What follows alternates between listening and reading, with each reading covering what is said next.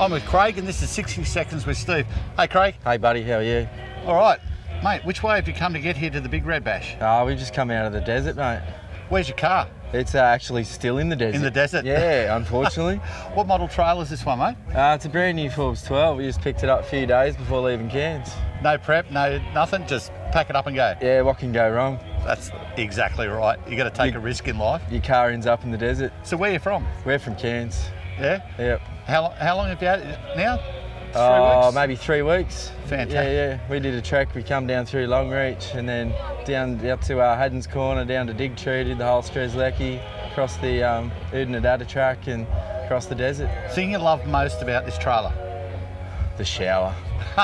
A hot shower down here is bloody brilliant. Fantastic. Bucket list destinations in the future? I don't know, up the Cape. I spend a lot of time up the Cape with work, but I've actually never driven the Cape. Time's up. Cheers, Thanks, mate.